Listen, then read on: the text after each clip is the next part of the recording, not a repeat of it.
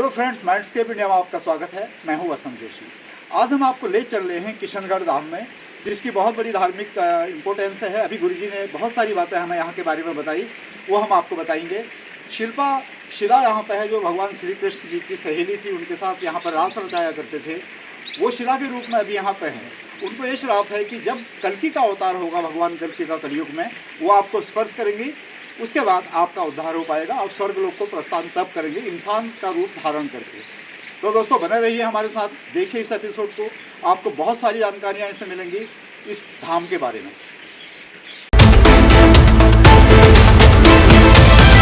दोस्तों, यह है किशनगढ़ धाम।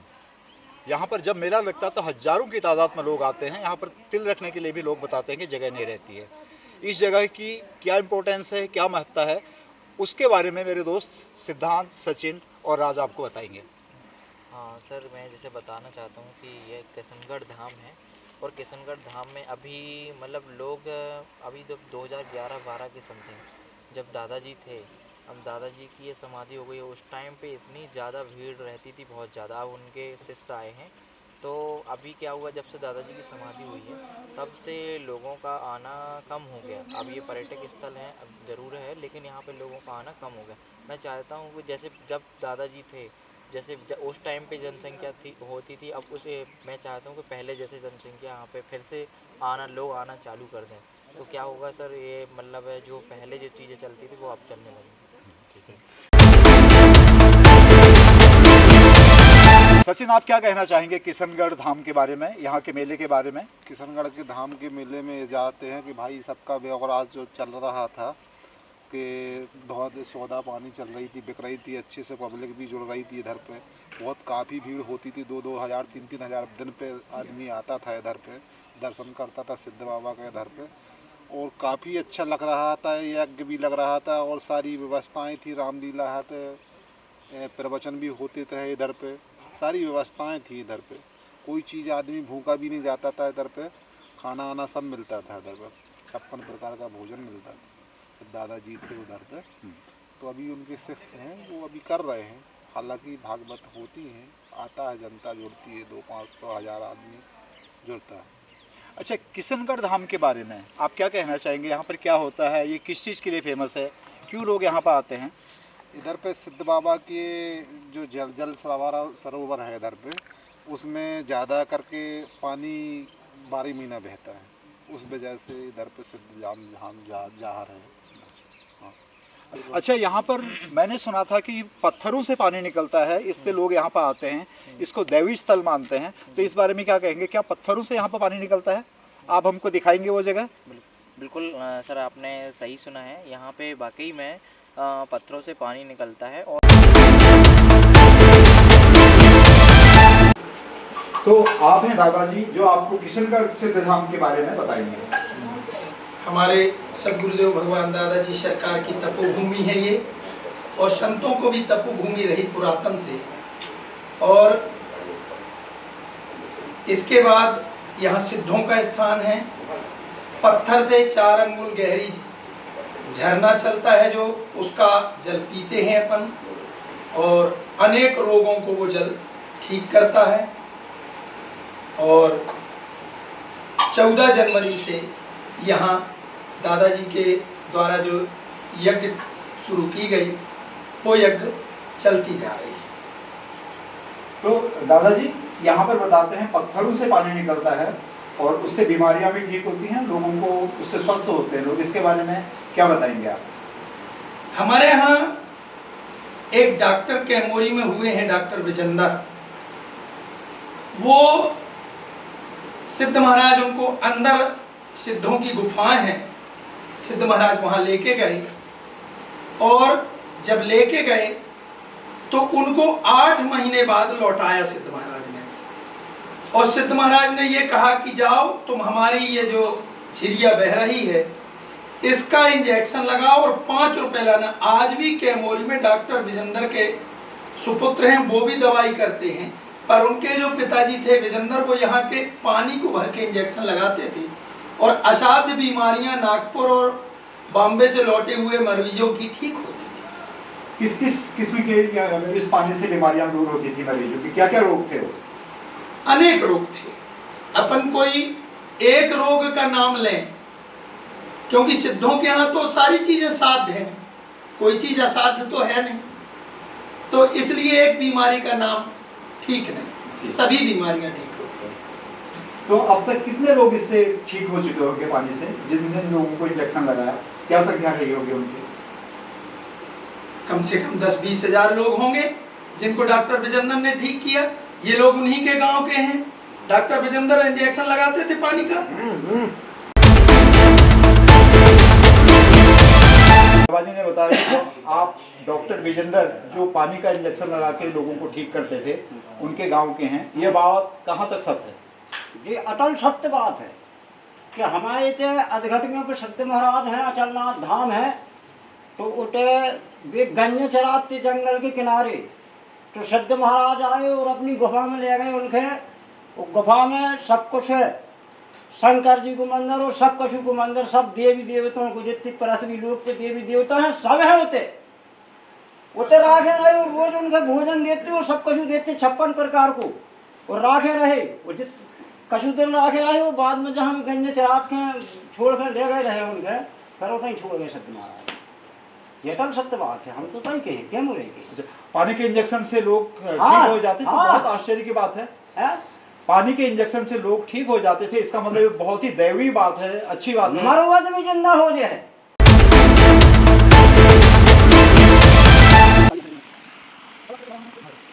आश्रम नहीं बना था जब, ये कोई भी निर्माण नहीं था यहाँ, तो गुरुजी आए तो यहाँ पे रुके थे। ये धूनी थी।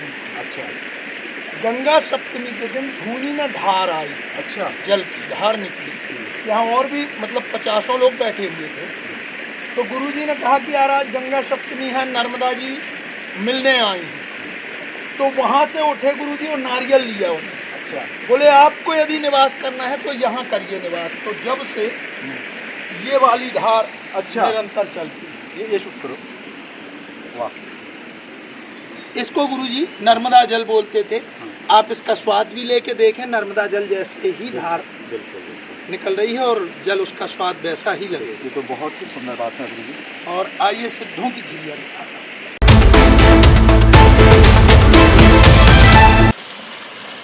दोस्तों यह है सिद्धों की झरिया। इसका क्या धार्मिक महत्व है, क्या है, इसके बारे में गुरुजी खुद अपने ही शब्दों में आपको बताएंगे। आपको पता लगेगा कि हमारे भारत में, हमारे मध्य प्रदेश में कितने पवित्र स्थल हैं और क्या इनकी महत्ता है, जो अभी तक हम लोगों से, आम जनता से एकदम से छिपी हुई है। आज इस स्टोरी में आप उसको जानेंगे। ये सिद्ध महाराज का स्थान है। इसको दिव्य किशनगढ़ धाम के नाम से जानते हैं और अनेक संतों की ये तपोभूमि रही। सिद्धों के द्वारा लोगों की कामना पूर्ति होती है। आज भी 14 जनवरी को यहाँ एक विशाल मेला का आयोजन होता है। जो निसंतान लोग हैं उनको यहाँ से संतान भी मिलती है।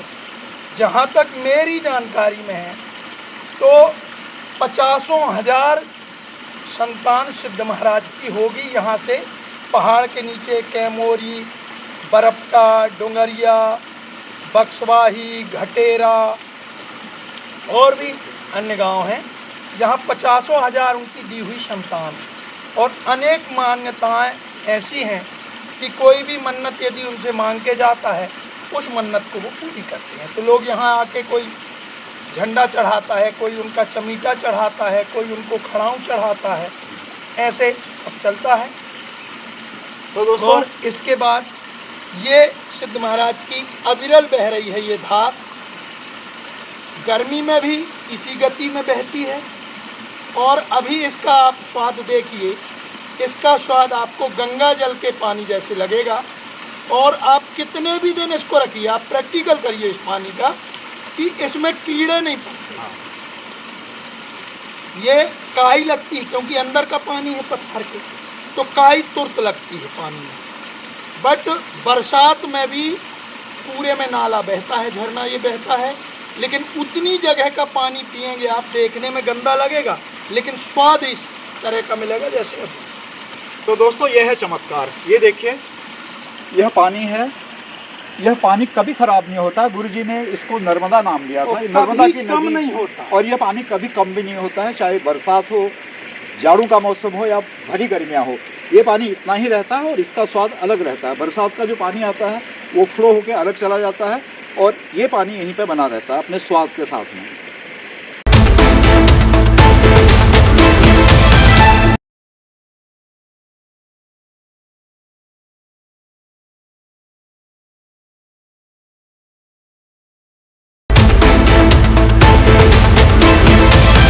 पत्थर है, इसको बोलते हैं शिल्पा।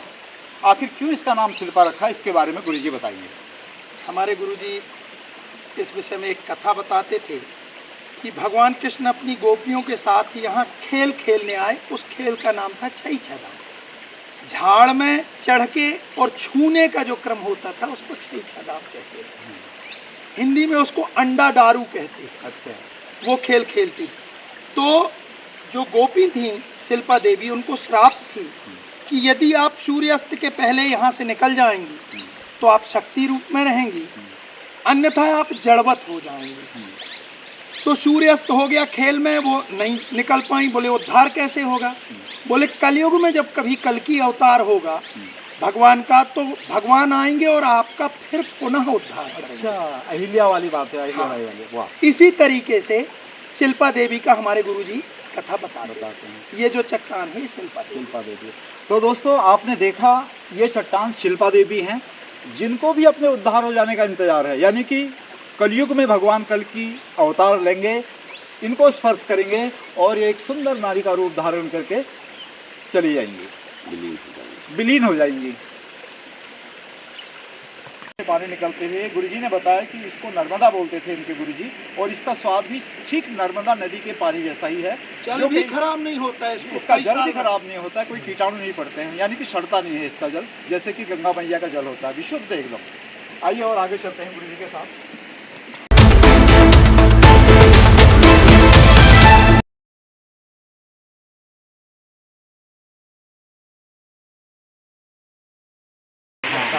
तो दोस्तों आपने शिलाजीत का नाम सुना होगा। शिलाजीत कैसे होती है, आपको इस धाम में के जो चट्टान है वहाँ दिखाई दे रही है।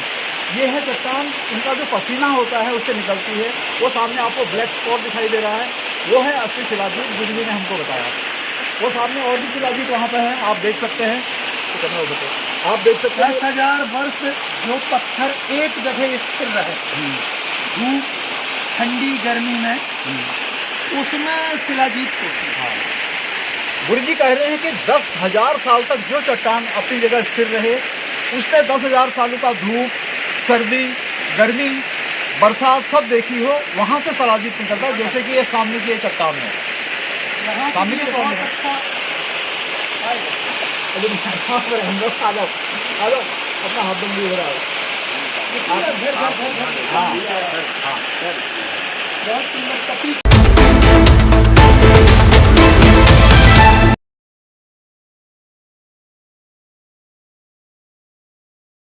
के सामने गुफा है जहाँ पर आपके गुरुजी महाराज ने तपस्या की थी। उन्होंने आपको उस गुफा के बारे में क्या बताया था? हमारे गुरुजी ने यहाँ बचपन से तपस्या की और उन्होंने उस गुफा के विषय में ये बताया कि ये गुफा जाके और जबेरा के पास में जोगन कुंड है, जोगन कुंड में वो गुफा निकली हुई है। गुफा का शॉट दोस्तों मैं अपने कैमरामैन से कहूँगा, सामने गुफा है, एक शॉट उनका दिखा है, ये सामने है जहाँ पर मंदिर बना हुआ है। उनके गुरुजी के द्वारा लेख भी लिखा गया है उस गुफा। हाँ, इस गुफा में गुरुजी के भी जो गुरुजी थे उनके द्वारा लेख भी लिखा गया है। झाड़ के ऊपर ये बताते हैं ये मंदिर बनाया था, जो अभी अंडर कंस्ट्रक्शन है, ये इस निर्माणाधीन है, बहुत जल्दी बनेगा। इसमें गुफा है। तो बताने की भाषा में गुरुजी ने लिखा है, लेकिन हिंदी में लिखा हुआ साफ नज़र आ रहा है किशनगढ़ सिद्ध बाबा, ये डिजाइन बनाया है। और ये गुफा है जो गुरुजी ने बताया था अभी, ये गुफा यहाँ से बहुत दूर निकलती है। गुरुजी ने यहाँ पर साधना की थी और झाड़ पे ये मंदिर बनाया था, जहाँ पर मूर्तियाँ बनी हुई हैं, विभिन्न प्रकार की वो कारीगरी इसमें की गई है। गणेश जी की प्रतिष्ठा भी। ये हमारे गुरुजी की साधना स्थली है, यहाँ हमारे गुरुजी ने तपस्या की थी। वो इस गुफा के विषय में बताते थे कि ये गुफा जाके जोगन कुंड निकली हुई है और गुरुजी ने अपने हाथ से ये जो शिलालेख है ये लिखा हुआ है। अब ये किस भाषा में है ये हम भी नहीं पढ़ पा रहे, क्या किशनगढ़- लिखा है हाँ, उन्होंने। किशनगढ़ सिद्ध हिंदी बाबा। में जितना लिखा है वो तो एक सामान्य चीज़ है, कोई भी पढ़ेगा। हाँ, ऋषि का समझ में नहीं आ रहा। तो दोस्तों ये शोध का विषय है, आखिर गुरुजी ने ये लेख कौन सी भाषा में लिखा। क्या वो इतने बड़े विद्वान थे जिन पर अभी तक रिसर्च नहीं हो पाई है, इसलिए ये शिलालेख भी रिसर्च का विषय हो सकता है।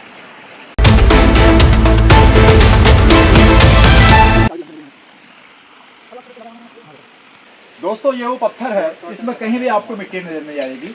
इस पत्थर में मिट्टी क्यों नहीं है, इसके बारे में गुरुजी एकदम से बताएंगे आपको, क्या इसका इम्पोर्टेंस है, क्या ऐसा कारण है। रामायण में एक चौपाई है कि राम भरोसे जे रहें पर्वत में हरियाएं। उसका जीवंत उदाहरण है कि चट्टान के ऊपर आप नीचे देख रहे हैं, नीचे भी मिट्टी नहीं है और कितना गैप है, और इतना विशाल वृक्ष इसमें पाकर का खड़ा हुआ है। यहाँ लोग आके भंडारा करते हैं, जिनकी मन्नत सिद्ध महाराज पूरी करते हैं और पुनः यहाँ से खुश होकर जाते हैं। तो अभी आपने देखा इस पत्थर में कोई मिट्टी नहीं है, ये पाकर का इतना विशाल पेड़ इसके ऊपर है। लोग इसमें आते हैं, यहाँ भंडारा करते हैं, जिनकी भी मन्नतें पूरी होती है और नई मन्नतें मांगने के बाद खुश होकर यहाँ से वापस जाते हैं।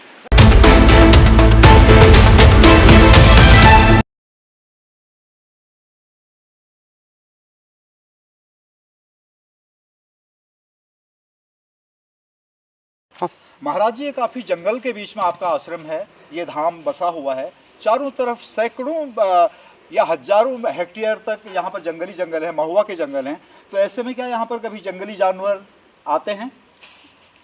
हमने जब से आश्रम बनाया है हमारे गुरुजी ने, तो सिद्धों की ऐसी कृपा थी सिद्ध महाराज की कि हमारी सरहद जहाँ से है आश्रम की, उतनी जगह में कोई भी जानवर अंदर नहीं आता।